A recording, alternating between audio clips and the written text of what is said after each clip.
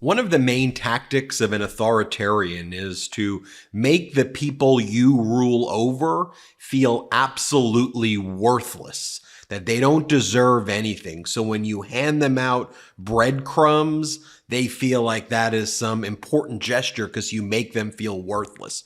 Donald Trump follows the mold of that authoritarian tactic and other tactics like that. And one of the things that Donald Trump continues to do is throw his supporters under the bus, basically make them kamikaze MAGA agents, if you will, willing to sacrifice and destroy their life no matter how crappy Donald Trump treats them, or whether Donald Trump is willing to just so obviously make them pawns in all of his schemes. Let me just give you the most recent example from this weekend. Donald Trump gave this contrived and highly edited interview with Fox and Friends over the weekend about his conviction in the criminal trial. And one of the things that Donald Trump was asked was about how Donald Trump would call for Hillary Clinton to be locked up, and that Donald Trump consistently going into the 2016 election and the 2020 election, even to this day, Donald Trump consistently would say,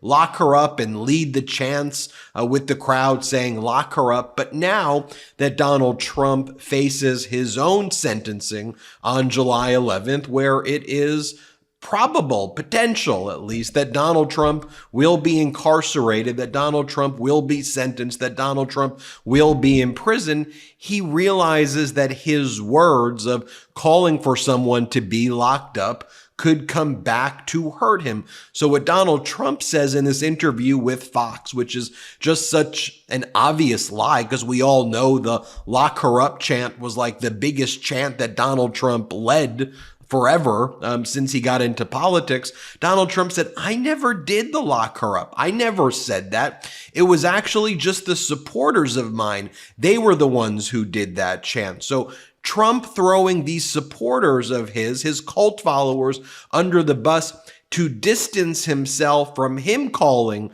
for Hillary Clinton to be locked up, because Trump is worried that him saying that could hurt him politically, or hurt him in sentencing, or just hurt him generally. Watch what Donald Trump says here. Here, play the clip. I want to follow up on what Rachel asked you, though, because I hear you struggling with it. I hear you say it's a tough question, a bit unsure. You famously said regarding Hillary Clinton, lock her up. You declined to do that as president.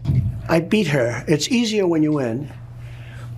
And they all said lock her up. And I felt, and I could have done it, but I felt it would have been a terrible thing. And then this happened to me. And so I may feel differently about it. I can't tell you, I'm not sure I can answer the question. Hillary Clinton, I didn't say lock her up, but the people would all say lock her up, lock her up. Okay. Then we won. And I said pretty openly, I say, all right, come on, just relax. Let's go. We got to make our country great. Yeah. And it would have been, think of it, you lock up the wife of a president of the United States. But they want to lock you up over $130,000 of an accounting thing. And a perfectly stated accounting thing. But, you know, people also say, can you bring the country together? And the answer is yes. Success will bring the country together, because I had it together. Yeah. Before the China virus came in, I had it together. We really had it together. And it would have stayed. I think it would have stayed. Everybody was doing better. The country was doing better than it had ever done. And we're going back to those same policies and then some.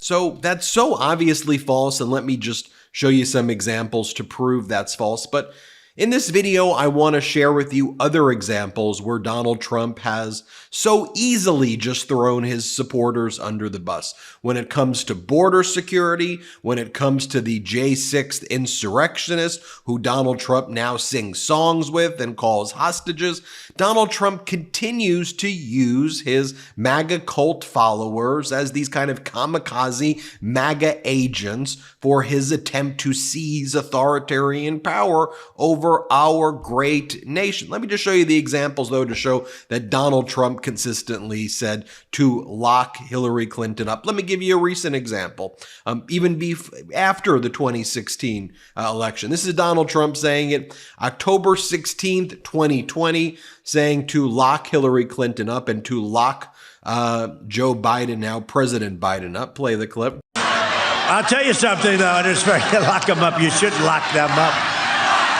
Lock up the Bidens. Lock up Hillary. Lock them up.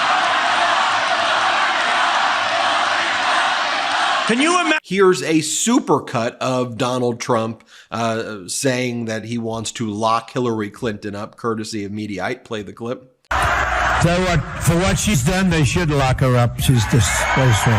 It's disgraceful. So crooked Hillary, you should lock her up, I'll tell you. I'll tell you something, though. In respect to lock them up, you should lock them up.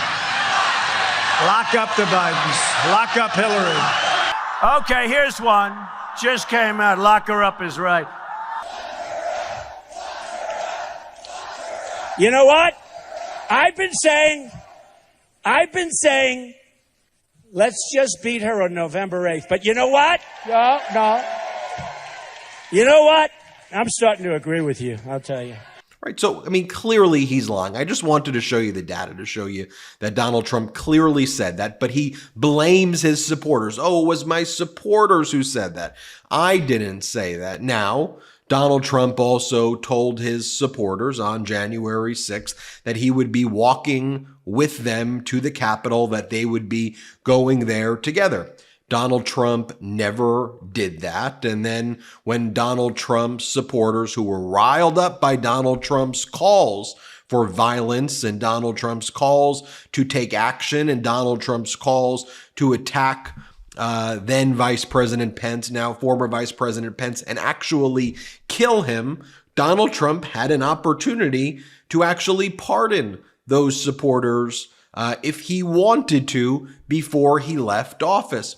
But Donald Trump didn't do that. And why didn't he do that? Because it was all about him. It was all about his own self-preservation. Now, they obviously shouldn't be pardoned. They deserve to be held accountable to the fullest extent possible under our law for their desecration of our Constitution and their attempt to overthrow a free and fair election.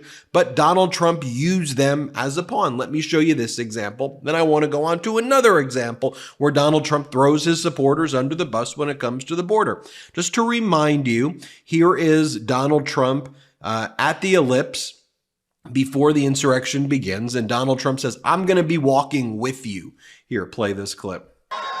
And Mike Pence is going to have to come through for us. And if he doesn't, that will be a sad day for our country. Because you're sworn to uphold our Constitution. Now it is up to Congress to confront this egregious assault on our democracy. And after this, we're going to walk down, and I'll be there with you. We're going to walk down. We're going to walk down anyone you want, but I think right here we're going to walk down to the Capitol. And we're going to cheer on our brave senators and congressmen and women. And we're probably not going to be cheering so much for some of them. Because you'll never take back our country with weakness. You have to show strength and you have to be strong. What if you could support family farmers and reduce your environmental imprint, all while enjoying the highest quality meat on earth? When you join the Moink movement, you can. Moink delivers grass-fed and grass-finished beef and lamb, pastured pork and chicken, and sustainable wild-caught Alaskan salmon straight to your door. Moink farmers farm like our grandparents did, and as a result, Moink meat tastes like it should, because the family farm, let's face it, does it better. And the Moink difference is a difference you can taste. Unlike the supermarket, Moink gives you total control over the quality and source of your food. You choose the meat delivered in every box, like ribeyes to chicken breast to pork chops to salmon fillets, and much more. Plus, you can cancel at any time. Moink is helping save rural America. I love it, and you will too. Join the Moink movement today. Shark Tank host Kevin O'Leary called Moink's bacon the best bacon he's ever tasted, and Ring Doorbell founder Jamie Siminoff jumped at the chance to invest in Moink. Plus, they guarantee you'll say, oink, oink, I'm just happy I got moinked. I know I do, and you will too. Keep American farming going by signing up at moinkbox.com/MeidasTouch right now. And listeners of this show get free bacon for a year. That's 1 year of the best bacon you'll ever taste, but for a limited time. It's spelled MOINK box.com/MeidasTouch. That's moinkbox.com/MeidasTouch. Then just to show you some footage from the J6 committee hearings, here are some of Donald Trump's top aides right here saying that what Donald Trump actually did was he was watching it in the White House as the insurrection was going down, loving it, having a great time watching it and doing nothing other than watching his pawns, his MAGA kamikaze agents, do his bidding while he was in the White House. Here, play this clip. Was the president in that private dining room the whole time that the attack on the Capitol was going on? Or did he ever go to, again, only to your knowledge, to the Oval Office, to the White House Situation Room, anywhere else? To the best of my recollection, he was always in the dining room. Yeah, what did they say, Mr. Meadows or the president, at all, during that brief encounter that you were in the dining room? What do you recall? I think everybody was watching the TV. Do you know whether he was watching TV in the dining room when you talked to him on January 6th? It's my understanding he was watching television. When you were in the dining room in these discussions, was the violence of Capitol visible on the screen on the television? Yes, right. And look, if Donald Trump wanted to pardon them, he was still in office for another few weeks. He could have actually pardoned the J6ers, but no. What does Donald Trump do instead? Play the victim, call them hostages, make that part of his election campaign. Look at the hostages. Release the hostages, Joe. That's what Donald Trump says at his events. He goes, release the hostages, Joe. They're not hostages. They're violent insurrectionists. But this is what he says now. Play this clip. What they've done, and you know what they ought to do? They ought to release the J6 hostages. They've suffered enough. They ought to release them. I call them hostages. Some people call them prisoners. I call them hostages. Release the J6 hostages, Joe. Release him, Joe. You can do it real easy, Joe. This guy, what he's done to people. And then look, you had the opportunity if you wanted to pardon these individuals. Here's an interview that Donald Trump also gave. This is with NBC. And here in this is with Meet the Press. And here Donald Trump says that he would pardon the Proud Boys leader, Enrique Tarrio. By the way, you're all aware that, I'm not sure if you know this, but Enrique Tarrio was hanging out in the White House right before the insurrection. He took photos of himself in the White House, an actual terrorist. Be like Timothy McVeigh in the White House, right? Just here are the pictures from Enrique Tarrio in December of 2020, leading up to the insurrection, saying last minute invite to an undisclosed location. Never thought I'd be here. Trump basically invited Timothy McVeigh into the White House, but you have that. And here's Donald Trump saying that he would consider pardoning Enrique Tarrio. Play this clip. Proud Boys leader Enrique Tarrio was sentenced to 22 years in jail. Now that you know what the sentence is, 22 years in jail, will you give him a pardon? Will you give other Proud Boys a pardon? I don't know him. I never met him. I never heard of him until I started reading this stuff. Will you pardon him? But I want to tell you, he and other people have been treated horribly. Will you pardon him? In Minneapolis, I'd certainly look at it. I'd look at that, and I'd look at all the other people that have suffered, the J6 people. And of course, Donald Trump grifts off of this whole thing. He sells the song, he copyrights the J6 song and makes a new national anthem with the J6ers.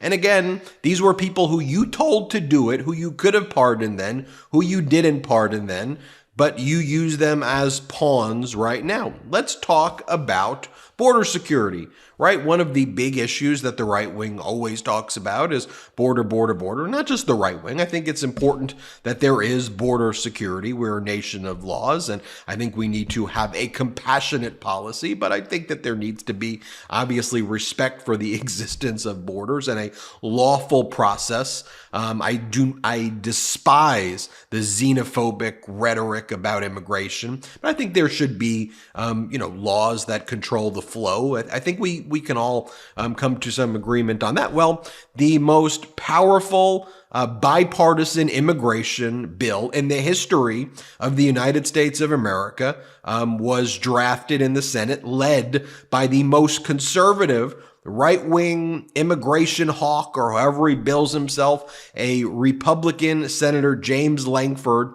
from Oklahoma. Democrats agreed to the bill to come up with a solution. And then Donald Trump, once again, throwing his supporters and frankly our country under the bus, tells his MAGA cultists in the House and the Senate to kill a bill that would make our country better, because he didn't want President Biden to get a win. President Biden's going to run on that he got this deal done, destroy the bill so America could have problems. And Donald Trump then just admits to it, throwing everybody under the bus. Play this clip. But you give illegal taxpayer-funded lawyers, so they have millions of dollars in this agreement, in this deal, which we, by the way, killed. I think we killed it. I think it's dead. But you can never say it, because bad bills always come back to life, because these guys make a lot of money with bad bills. But they give millions, tens of millions of dollars, it's down there, to lawyers to represent the illegal immigrants that come into our country. It's not even believable. Because the thing you always have to realize is Donald Trump is about one thing. Donald Trump doesn't give a crap. He hates the United States of America. He hates you. He hates your he hates everything this country stands for. He hates everybody other than Donald J. Trump. That's all he cares about. And he will make any promise, any lie. It doesn't matter. His words are just absolutely meaningless. Yet corporate media wants to say, oh, according to the Trump campaign, this. Here on that same Fox and Friends interview over the weekend, Donald Trump says that he's going to release the Epstein files. Here, play this clip. Would you declassify the 9/11 files? Yeah. Would you declassify JFK files? Yeah. Would you, I did a lot of it. Would you declassify the Epstein files? Yeah, I would. Attorney General. Once again, you were in office. You had the ability to do these things. You didn't do that. You had the ability to pass the Infrastructure Act. You didn't do that. You had the ability to pass a bipartisan border deal. You didn't do that. You had the ability to do the health care that you said there was going to be a health care plan in 2 weeks. You didn't do that. You didn't do anything other than botch COVID and give tax breaks to billionaires and saddle our country with 30% more debt than ever before, which was the cause of inflation that President Biden had to fix. Anyway, you get it. But I wanted to show you those discrete examples. Hit subscribe. We're on our way to 3 million subscribers. Thanks to your support. Thanks for watching. Love this video? Make sure you stay up to date on the latest breaking news and all things Meidas by signing up to the MeidasTouch newsletter at MeidasTouch.com/newsletter.